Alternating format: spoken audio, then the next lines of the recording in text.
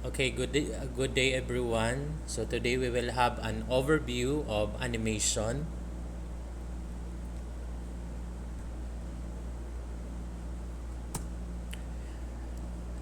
The originators of animation are nearly all toys. So this is true. The roots of animation can be traced back to the early toys and devices that utilize principles of motion and illusion to entertain and captivate audience. So this concept highlights how the fundamental principles of animation, so such as creating the illusion of movement, were first explored, popularized through simple mechanical toys. So before the development of more sophisticated animation techniques. So here are the example of early device. So this is what we call thaumatrope, invented in 1820s. So the name thaumatrope is or came from magic turn. So designed to amuse the children. So this is made of two pieces of paper and string. And likewise in our local barangays, we have the so-called yung saparilya. You can make this traumatrope using the saparilya, pasting the paper, yung image, uh, just like what you have seen in this picture. So later, I will show you an example or more examples of traumatrope. So, early animation device, so before digital animation and film, various toys and devices demonstrated the basic principles of animation. So, this traumatrope is disked with images on either side or both sides. So, that appears to blend into single image when spun rapidly. So how does the thaumatrope work? So the thaumatrope work when the strings are twirled quickly between the fingers, and the two pictures appeared to combine into a single image due to persistence of vision. So imagine in a two or in a both sides different pictures. When you twirl your fingers, the picture will be combined. So this is what we call the persistence of vision.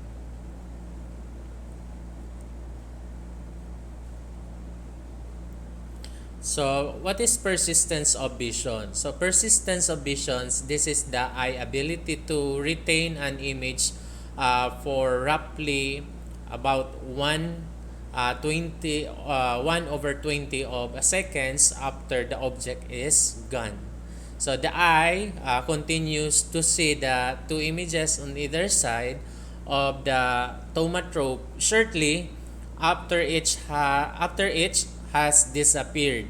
So as the thaumatrope spins, so the series of quick flashes is interpreted as one continuous images. So another example of the thaumatrope, as you can see in this picture, what you can see is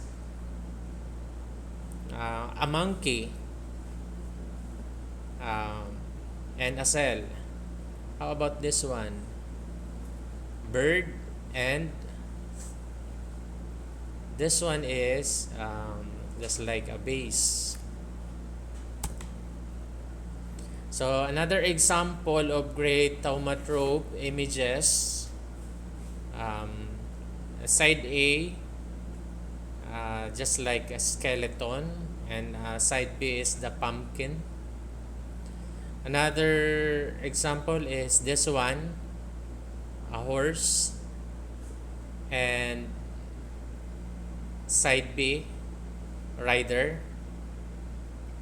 Another is this one, a horse again, and a kid. And lastly, we have an example.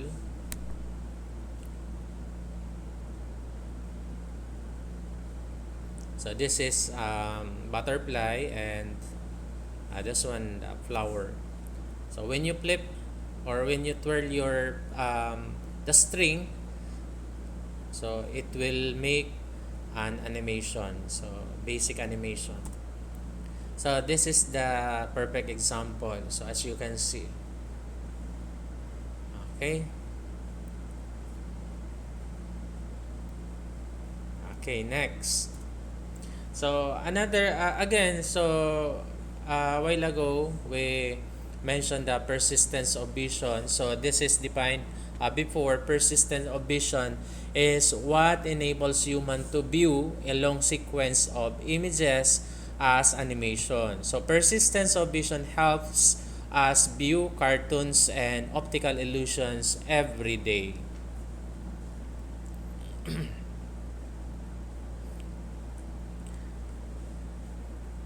Okay, so it occurs when a visual perception of an object does not cease for some time after the rays of light proceeding from it and have ceased to enter our eyes. So that's the persistence of vision. So next is another device, early device that use animation is what we call this the zoetrope. It was invented in 1860s rather. So designed to actually animate. So it was an expensive toy for children and adult. So it is made of cylinder with slits in it. So images were put on the sides of the cylinder, and the viewer would spin the cylinder to see the images move. I don't think so if you have already used this one during your childhood, but then the Zoetrope is yet available in the um, like yung Lazada and Shopee if you want have someone. So still available in the market. So right here is the Zoetrope animation example. You can use also the umbrella actually. So just spinning around the umbrella. Um, it also an example of the Zoetrope. Okay, and so on. How about this one? So yes, this with different images, couple dancing when you spin the disc. Okay, so then it provides or motions when spinning the disc.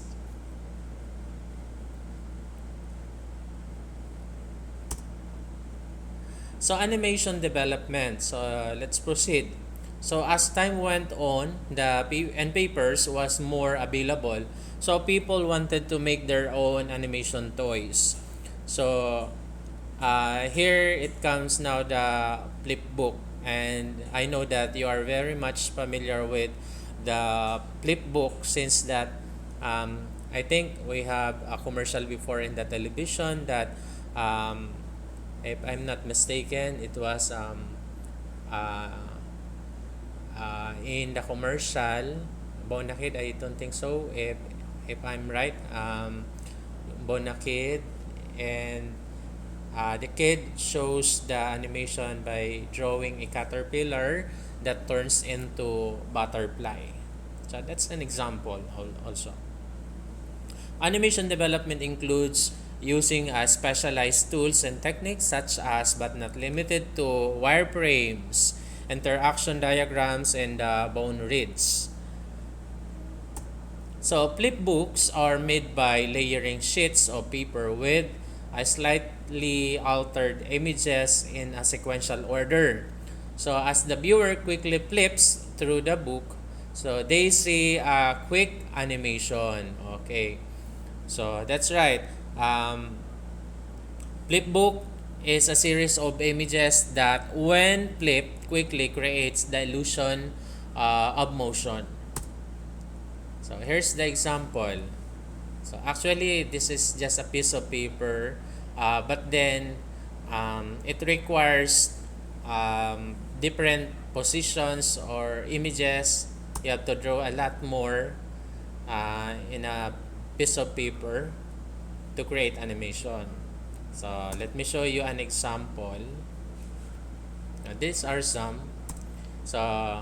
some example, but let me show you an animated flipbook. So this one, the animated flipbook.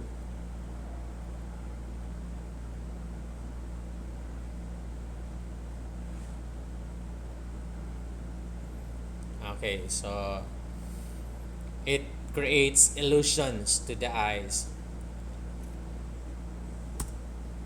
Okay, so next is what we call the photography and film. So the invention of the photography and moving pictures aided in the development of animation. So photograph and film are both fascinating mediums for capturing and presenting visual information. But they do so in different ways. How about the stop motion? What is stop motion? So stop motion is the basis of animation. So it is a form of animation that relies on photographs of still object to create movements. Objects are manipulated and photographed sequentially. So when the photographs move together in a quick sequence like in a film, so it creates the illusion of movement. So this is familiar to the similar way of a flip book. Another one is what we call the clay figures or the clay motion. Clay figures are often used in the stop motion for their ease of repositioning. So stop motion animation using clay is called the claymation. So stop motion is animation technique that creates the illusion of movement by photographing a series of individual frames. So actually, it contains different frames, and each frame has or layered pictures. Each frame captures a slightly altered version of the subject. And when these frames are played in a sequence, they produce the effect of continuous motion. So let me show you an example of stop motion or clay motion. So this one. Okay.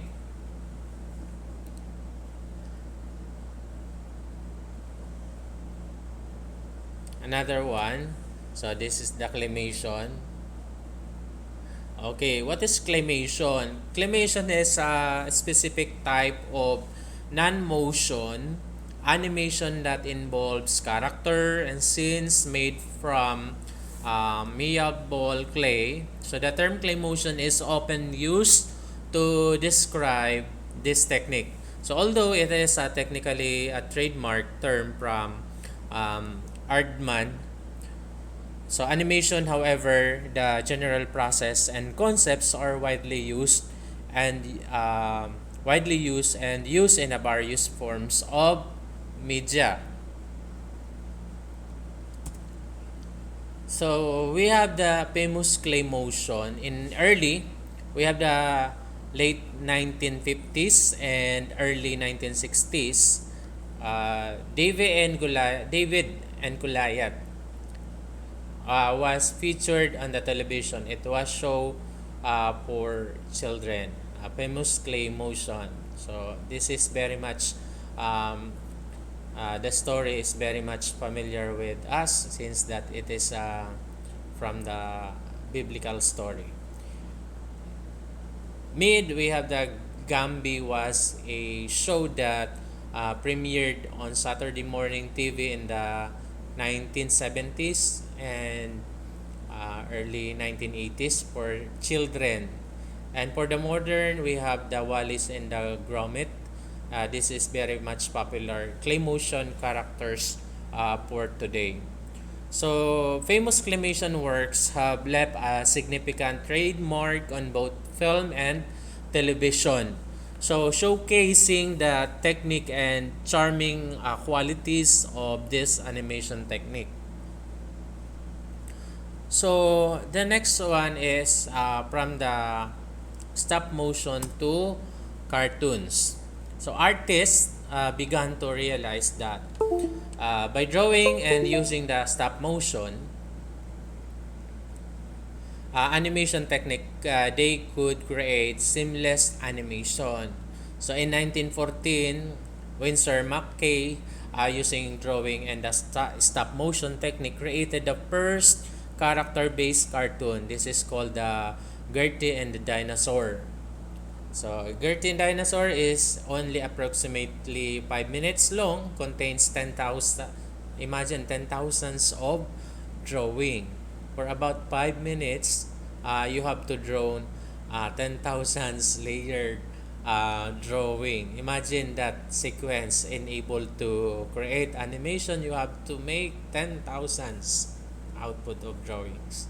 So, transitioning from stop motion to cartoons, so involves moving from a technique that relies on a physical object and frame by frame photography to one that utilizes the traditional 2D or the 3D drawing and animation method. So growing technology from 1914 to 1928, artists developed the animation technology and began to teach others about animation. And 1928, this is the Walt Disney debut, the first cartoon to feature animation and sounds. So we have the so-called Steamboat Willie. And this is very common the Walt Disney.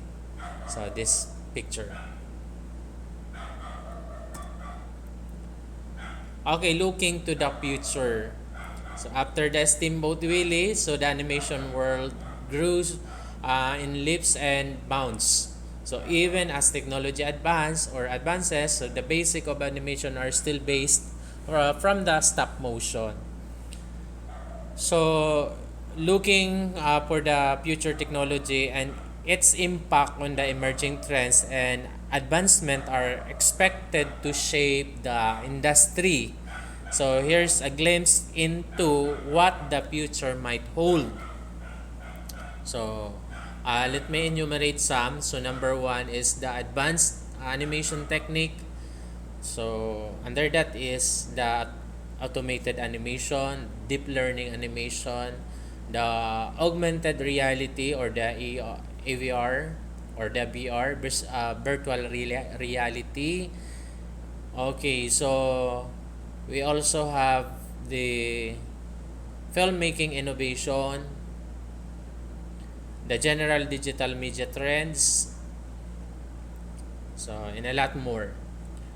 So during the next 40 years animation transitioning from a fanciful toy into a major business. So we have the listed from 1930s to 1970s are the following: the Walt Disney Company, the Fox Animation, we have the Hanna Barbera, the Warner Brothers Animation or the Warner Bros, and the MGM Animation, and a lot more nowadays are showing animated or cartoons animation. We have the computer generated imagery. So in the late 1970s to early 1980s, a computer generated imagery or the CGI is used in the film for the first time. So just like here, we have the movie, The Last Stranger. So it is entitled Starfighter rather. The Last Starfighter.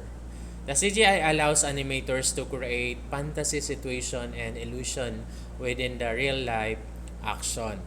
So the first mainstream movie used, so this one, The Last Starfighter, that was in 1984.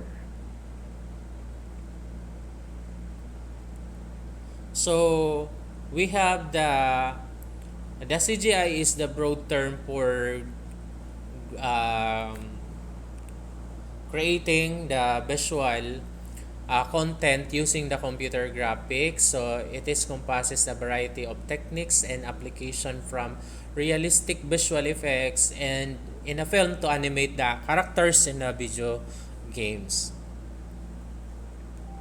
Okay, next. This is the CGI grows.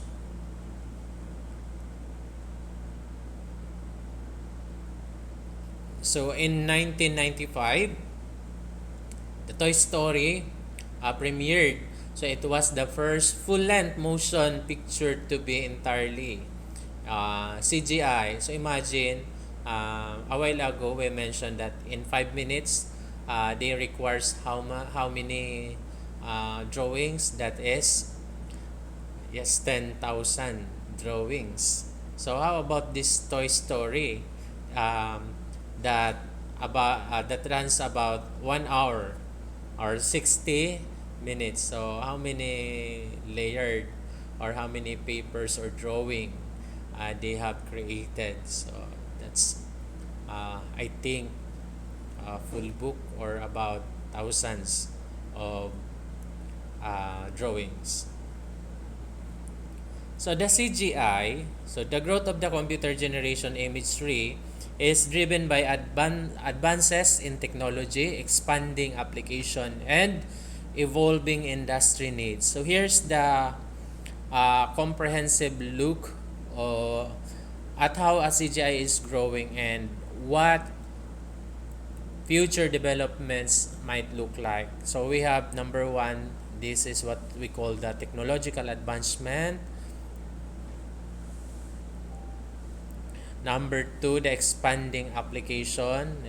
Example is the film and the television, the virtual production, the video game, the visual effect, and so on. Like in TikTok, we have now the visual effects and a lot more, showing your faces with makeups. What else? Showing your halo and so on. And number three is the future trends and innovation. So this is the algorithmic content creation. Another one is the creative AI. So those about the CGI growth. And the last one is the pinnacle of animation. The movie, I know that you are very much familiar with this one, the movie Avatar. They uses the CGI animation alongside other image-based technology to create the stunning visual effect. So actually, so this is the real scenario or the scene behind the um, movie Avatar.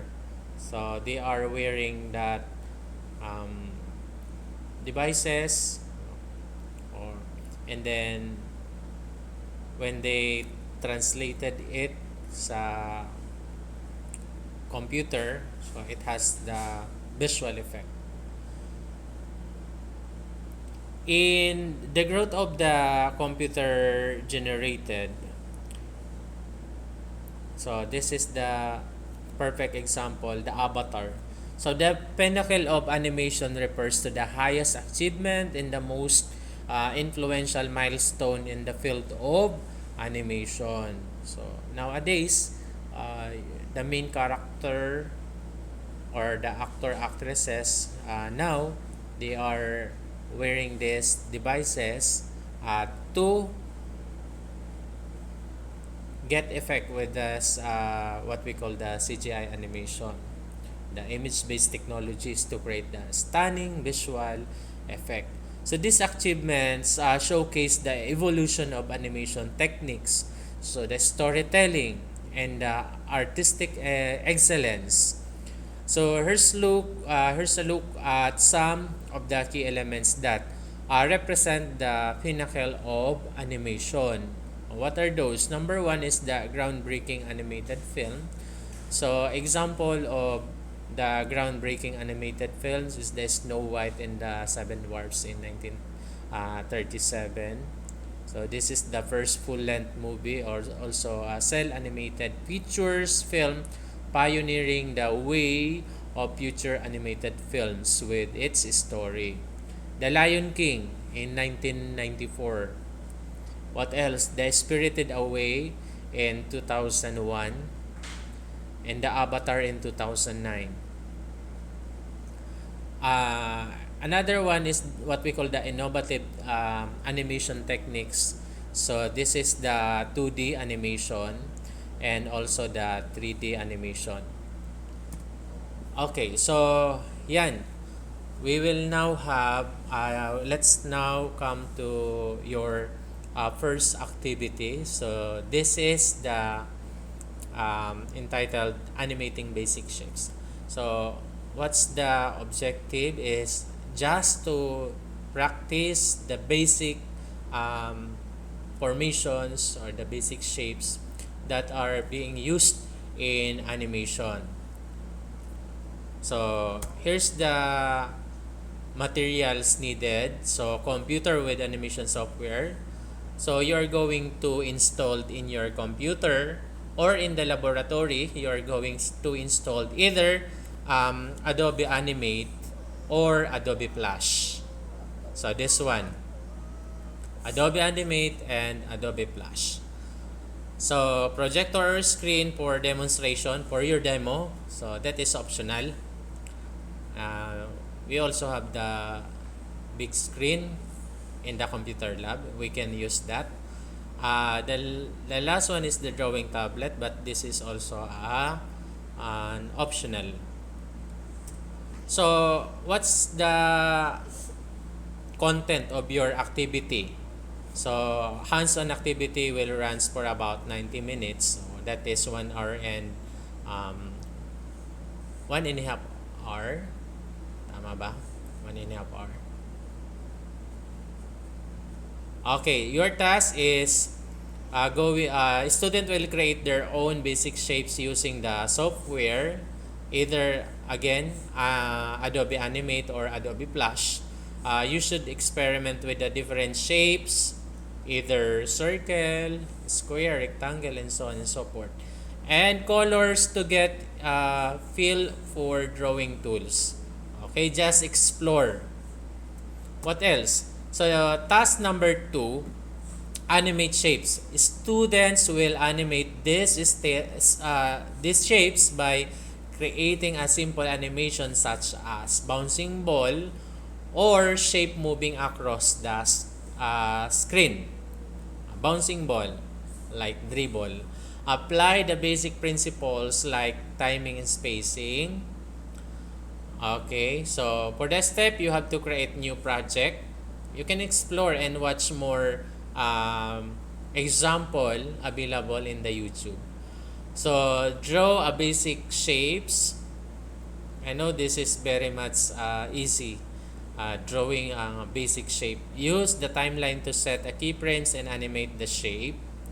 So example is moving the shape from one side to another side. So then the part 1 is preview and adjust the animation to ensure the smooth movement. Last is review and share. You are going to review, of course, your output and share it with your classmates. Save your animation and prepare to share with the class. And get ready for a brief feedback from your teacher or from me and from your classmates on what you have learned from this exercise. Submission will be you're going to submit your output through our ODL portal. So the file should demonstrate your ability to create and animate the basic shapes. So I hope you learned something for today. So just explore this software. So we're going to use, so this is I recommend to install Adobe Flash or Adobe Animate. So Adobe Animate is the latest version of the Adobe Flash. If you don't have the installer, this is available online.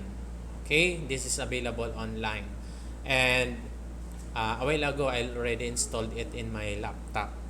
Okay, if you don't have one, when we have our face-to-face, we will have I can share with you my installer. So thank you so much, and have a good day. So by the way, we have our tutorial, a separate tutorial about exploring the environment of Adobe Animate and Adobe Flash or Adobe Flash. So thank you.